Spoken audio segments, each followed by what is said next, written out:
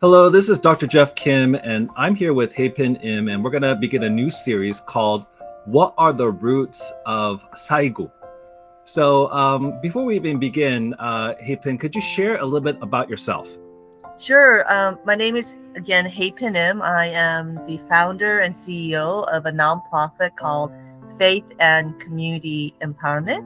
And we say we strive to bring the face of God through service and lift those who are faceless. And we've been around 23 years connecting church and community, and at the same time being a voice for the AAPI community and really, again, champion for AAPI inclusion. Thank you so much for joining us. I know you've done tremendous work on those over 20 years in the community, Los Angeles, but all over the United States as well. And I believe you're calling in from Washington, D.C., if I'm correct. That's correct. So I said the word Saigu for some of our folks. They might not know what that means. What is Saigu? So in Korea, we mark important dates or events by the date, kind of like 9/11. And so 4 to 9 literally means, Saigu means literally 4 to 9 or April 29th, which is the date 1992 that the LA riots broke out. All right. And so when we talk about the LA civil unrest or the LA riots that happened in 1992, I think that was around 32 years ago. Can you maybe even 33? 33 years ago. Could we briefly talk about what happened? We're not going to go into too much detail in this episode, but briefly, what happened with the LA civil unrest or Saigu? So probably a year before the LA riots broke out, basically there was an African-American individual named Rodney King who was pursued by the police, and then ultimately in the chase they caught up with him and brutally beat him to the pulp.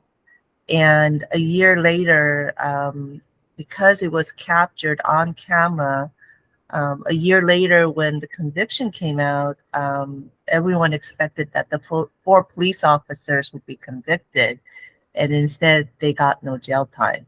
And at the same time, which obviously caused not just a lot of surprise, but a lot of anger, particularly from the African American community, but really everyone, I would say, were quite surprised. And at the same time, a year before, there was a Korean grocer named Sunja Do, and there was an interaction in which ultimately a 13-year-old Latasha Harlins, an African American young student who ended up being killed in that interaction. And so again, at the end of that 1 year period, literally back to back, her conviction was no jail time. And unfortunately, those two video clips were played literally next to each other, like, I'm exaggerating, but like 10 million times. And so it was intertwined, even though it really were two different events. But in that anger, the riots broke out, and ultimately, there were over $1 billion in property damage. And of that, over 40% were Korean American owned. Which actually made up, in terms of a number count, over 60% of the businesses. And it took over 4,000 federal soldiers or troops, the National Guard, to come in and restore order. And so, you could say all hell broke loose, particularly because the police abandoned ship, and really the politicians as well, that really allowed the play by the media to really catch on fire. And instead of stifling it, it inflamed, and ultimately led to some really horrific pain for all the parties involved in the community. So just some context around LA County and Orange County. I believe LA County has the largest concentration of Korean Americans in the United Right. States, or even outside of Korea, I believe. Yes, outside, yeah. And actually, the LA riots actually were followed by other riots throughout different parts of the country as well. Hmm. But the LA was definitely the largest, and I would say for the Korean American community, it definitely was a riot in which they were caught in that fire. And for those of you who don't know, Orange County, which is right next to LA County, I believe is the second largest concentration of Korean Americans in the United States as well. So you got these two counties close to each other, lots of Korean Americans. Would you say that many Korean Americans can remember a day like this? At least people our age, for sure. It was quite a defining moment. I know personally for myself, they kept on here.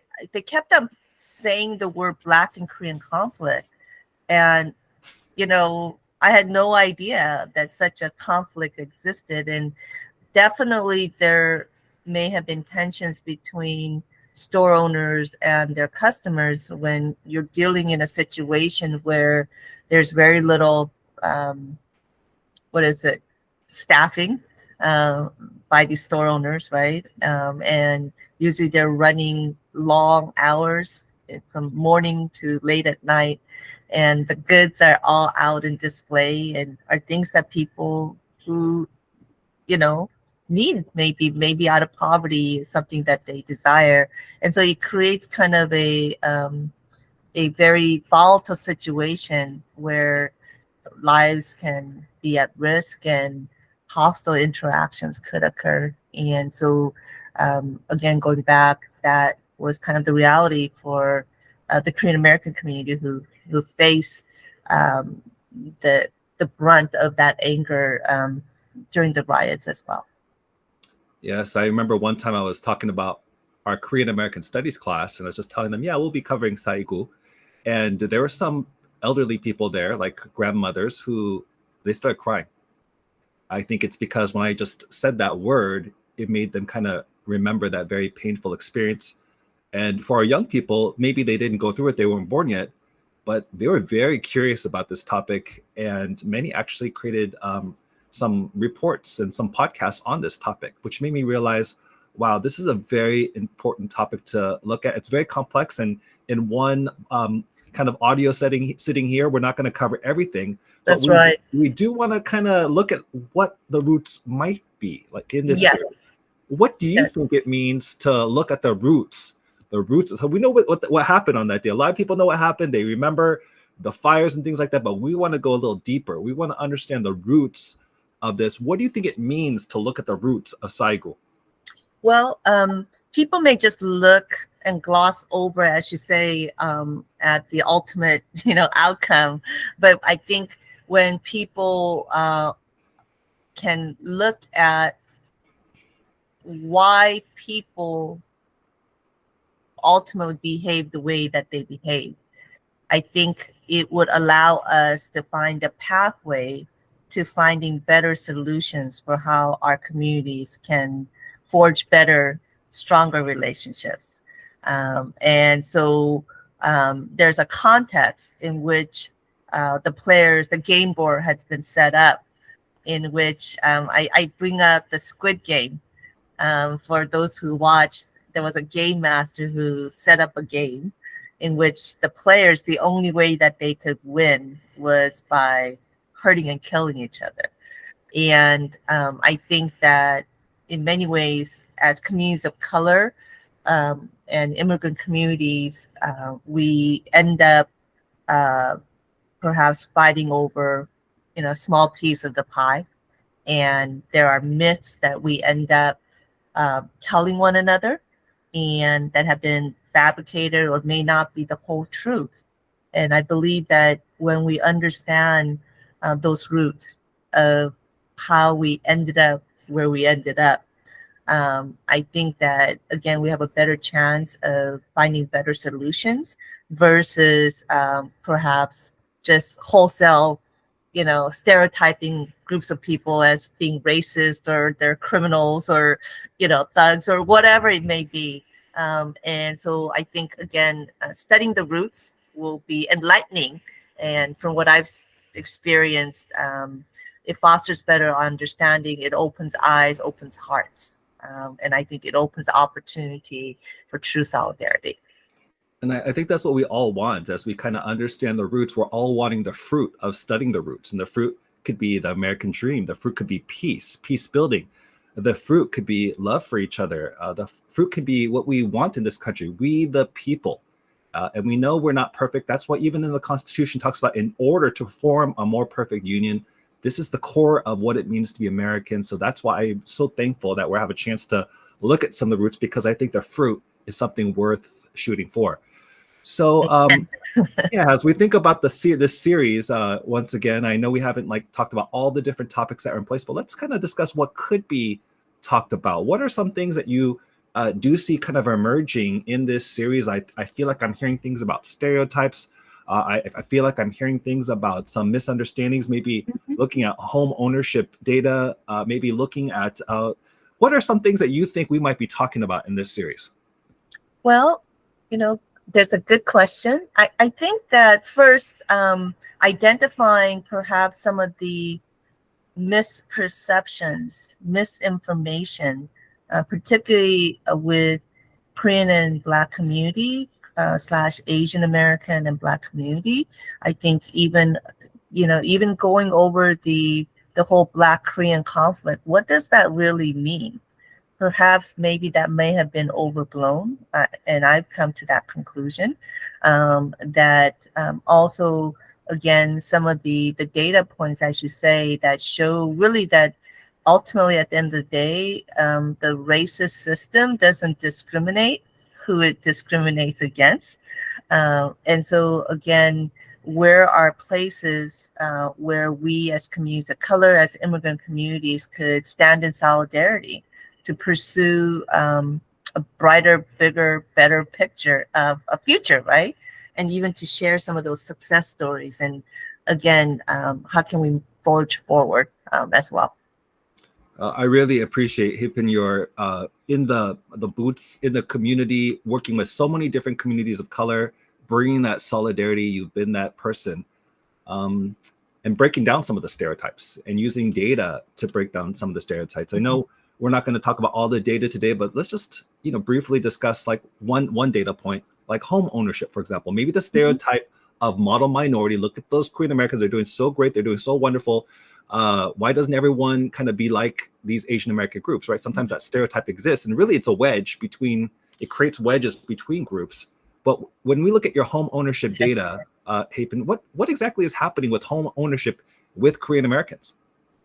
Well, so again, there is that whole model minority myth that depicts Asian Americans, that include Korean Americans, as one that is privileged, that we're white adjacent, and as such, we don't need any kind of help. And there are particularly, between 30 to 50 groups and 100 languages under the AAPI umbrella. And so in that way, when you throw everyone in the kitchen sink who don't even share language or culture or borders, is going to really hide a lot of the subgroups that make up such a huge number. And so in the aggregate, AAPI homeownership is 61% to white homeownership of 66. So it looks like we are white adjacent. However, when you disaggregate the API groups, you'll see that Korean and Black homeownership rate is the same at 42%. And not only that, but there are 7 other API subgroups that are below the Korean and Black homeownership rate of 42%. And there's 12 API subgroups below the Hispanic homeownership rate of 48%.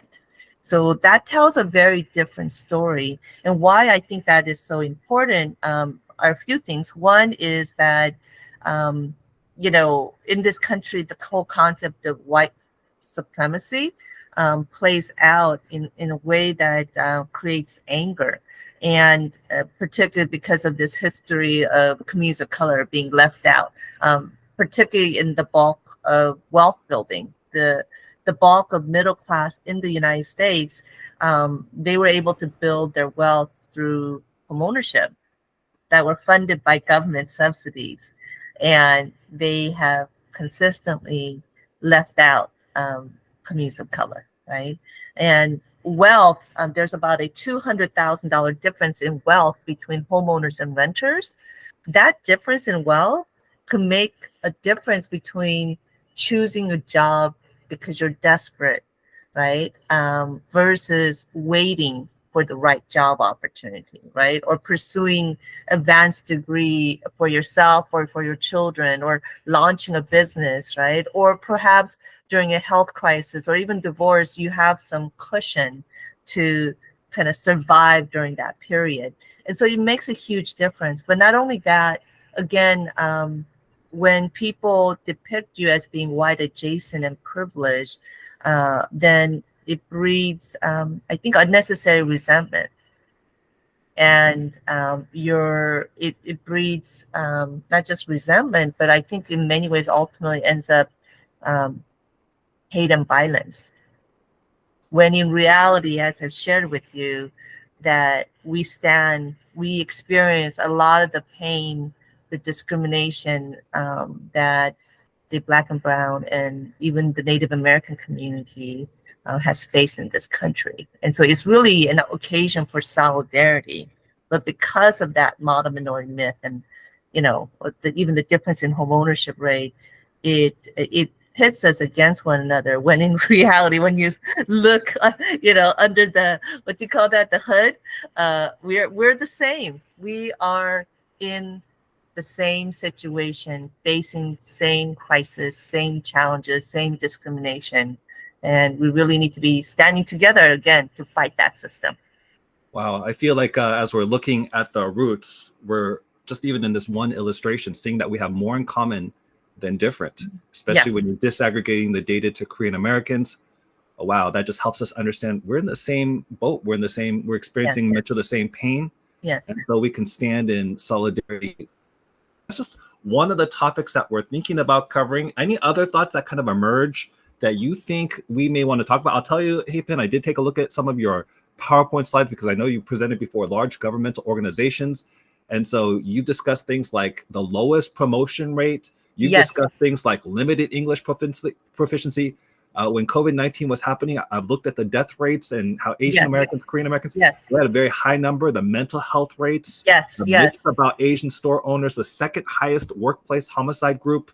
I mean, I've seen all this in your slides. Even the criminal justice system as well. Sure. So again, bottom line, as an Asian American, but even as a non-Asian American, whenever data is touted about different communities of color, I think people should become curious to say, where is the Asian data, first of all, because usually they leave that data out, but also particularly like asking for the disaggregated data.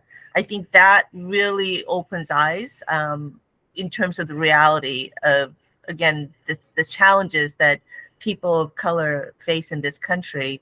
I want to highlight one more data, even as small business, COVID-19 really hit the API community hard. Basically we faced a dual virus, right? The coronavirus, but also the hate virus. And I'm not surprised in the data that I'm going to share. The Federal Reserve, their 2022 study of financial conditions of ethically owned businesses, this data, they didn't even have to disaggregate the API data. Just as in the aggregate, Asians had the worst, the poorest financial condition of any group. That is the category poor, but the next category is called fair, right? And even in that second category, Asians also had the worst condition. And yet, I would say, there were a lot of initiatives that were launched to help, again, different communities of color, but for the API community, we were completely excluded. I want to give an example of Chase Bank. that launched a racial equity initiative, $30 billion that was supposed to be used to help infuse equity, right, in communities of color around small business, home ownership, donations, etc., community development. But they left out the API community. And, when Chase was launching initiatives to help small businesses, um, they were specifically, some government entity that's local were told to drop the Asian businesses because it wasn't a priority. And yet the very data that I'm sharing, right, shows otherwise. And so I think, again, the misperceptions, the misinformation really definitely, hurts the Asian community in terms of the loss of investments. But again, really the loss of solidarity, and really the loss of helping every American, whether you're Asian or not, to really fully reach their full potential, right? Well, To I contribute think to this country. I'm so glad that you're working with agencies, however, to collect this data, because I think it's this data that's going to give us a window of what really is happening and help break down some of those stereotypes, build that solidarity so that we can work together and build that more perfect union. We're not there yet, but we want to get there. We want to build that solidarity. We want to do it in a peaceful way. The Korean Americans are resilient people. Why do you think now, looking back now, 32 years, 33 years, why go back and remember? Well, I truly believe that the misinformation, the narrative that was created and amplified during the LA riots of this very ugly, racist Korean business owner has allowed for misunderstanding and misperception of the Korean community, and not just Korean community, it's transferred to just Asian community as a whole. And because of that misunderstanding and the demonization of the community as a whole, that I believe a lot of the current violence against Asians are an outcome of that, because of that misperception and the demonization. I say that, when you do violence on evil, you're a hero. And, it's like, if I want to punch someone, I would be the bad person. But if I punch a robber or a terrorist, I'm a hero. And as long as Asians, there's that misperception that demonizes, particularly the store owners who really are victims themselves, that without that um, correction, that is, because of that demonization and misperception that these store owners are privileged, they are expected to do certain things that are literally impossible. They're literally making such little income, 3 to 5 thousand, after they pay their expenses, but before payroll. And it takes about 4 workers. If you think about the long hours, right? It takes 2 shifts, and also a person at the cashier, someone helping with stocking. So, like I said, 2 shifts, 2 people, that's 4.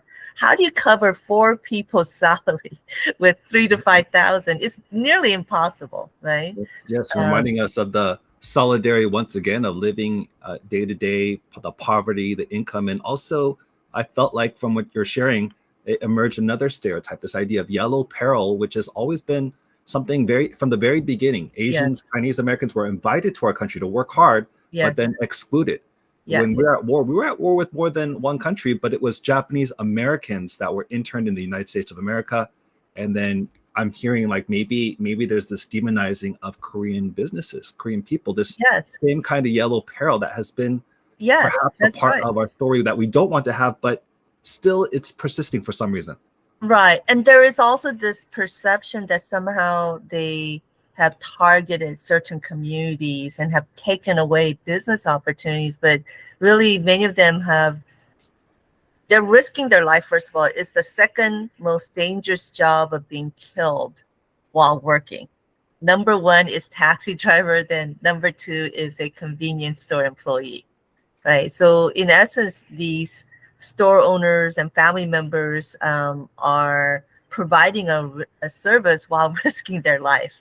And so instead of these store owners being depicted in in ways that show their dedication and maybe even their resilience in trying to also survive and provide a service, they've been demonized. And then there's this expectation, because there's this perception that they're stealing the business opportunities, right? They've been given free government loans that are not given to any other community, when it's really not true, right? That there is this expectation that somehow they should be giving more to the community, they should be hiring from the local community. But those kind of expectations, I think, in some ways, is like just as impossible as telling someone in a wheelchair to jump. Again, these families, they're using free family labor, right? To make this possible, working very long hours, no vacations, no holidays. And so I think that kind of reality, if we could have a better understanding and understanding the roots and the context, I think there's a greater likelihood of finding better solutions.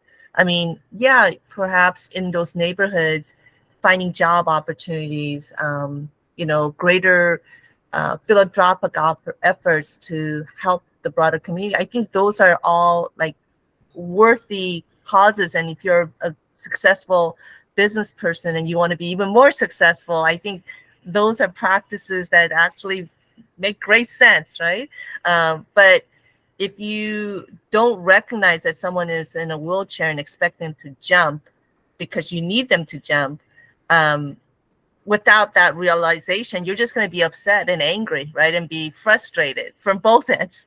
But once you realize that, at minimum, you could say, oh, you know what, yelling at them is not going to solve the problem. Maybe I'll bring some bunch of people and throw them over our back and, help them jump or build a ramp, something, right? But yelling at them will definitely not work. And I feel that in that way, many of our communities who've been pitted against one another because we've been blinded by that misinformation, that we don't know what the root causes are, right? But if you can understand what the root cause and the true context, again, there's a better pathway to finding better solutions. And even in this situation, maybe you could create a job placement program that's subsidized by the federal government. It's a win for the store owner because they get an extra employee without paying their payroll, right? It's a win for the community because a person, now they're employed, they get paid, and they even potentially could not only get employment skills, but maybe even business skills, right? And the community gets better service, right?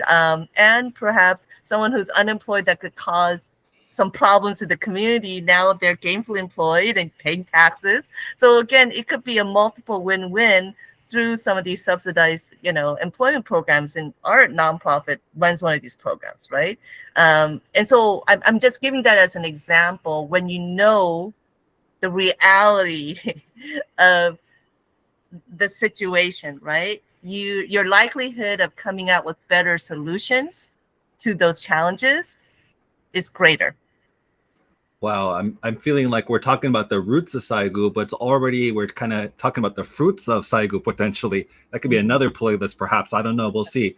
As we wrap this up for today, I know that, man, I'm just leaving with a desire to just find my own peace as I kind of reflect backwards. And maybe this is an opportunity for our communities and country to strengthen our peace building as we kind of look at the data and understand a little bit more about what happened. And if there's some really interesting lessons that can come from this experience, maybe it's not just a great Korean American story, but this can be a great American story that we can share around the world. I do want to wrap it up then with kind of your acronym for Saigu. Once again, when people think Saigu, I talked about the grandmother, tears started coming from her eyes. But you have an acronym that maybe can transform this very painful moment in so many lives. So many lives were changed. I have a friend who said this was the most painful experience in his life because it changed so much of his life outcomes. It broke my heart to hear that. But we're hoping to transform this. We don't want this pain to go wasted. What is your acronym, Hapen? So first, I do want to acknowledge that pain.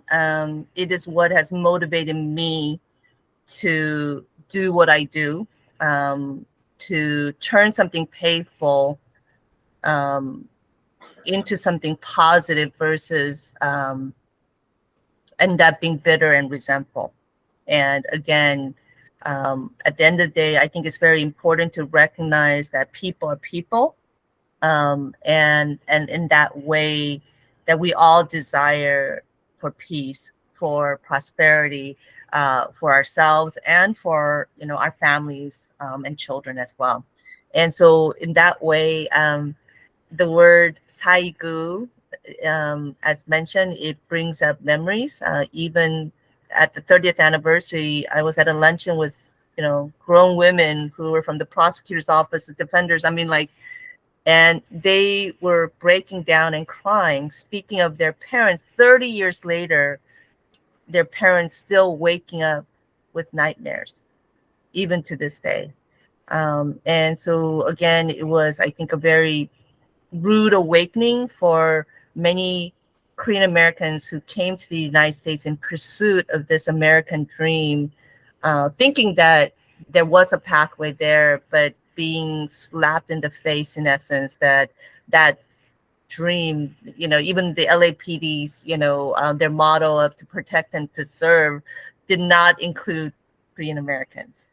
And so instead of, again, giving up and being bitter and angry, many Korean Americans, especially soon after the LA riots, like 3 days later, like over 100,000 Korean Americans came out to say, we want peace. And as such, I decided to take the words Saigu, make it into an acronym for Serve, Advocate, Inspire, Give, and Unite campaign.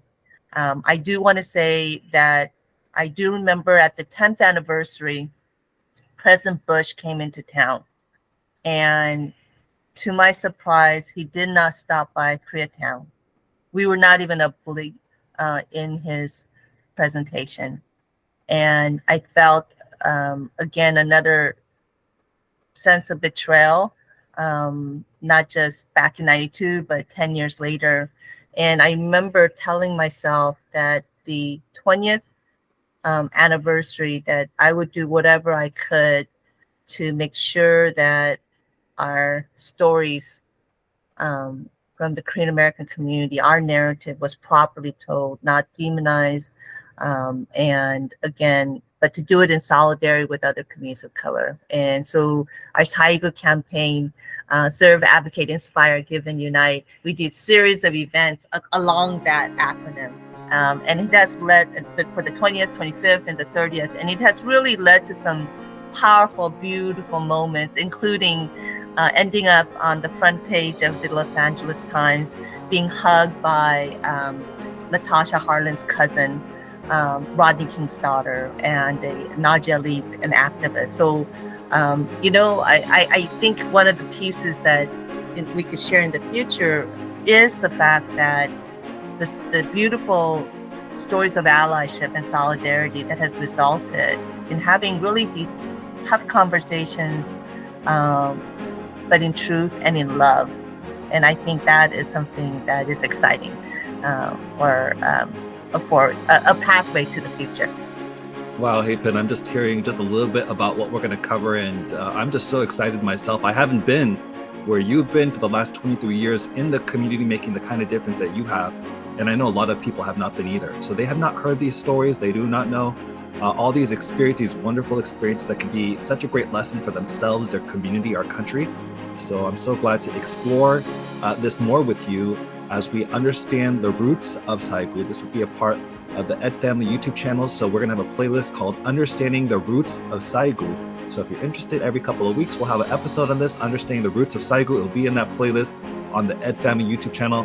Hey, Pin, thank you so much for sharing just a little bit of what we're going to cover in the upcoming weeks and months ahead. Sounds good. Thank you so much, and appreciate again your leadership and your work.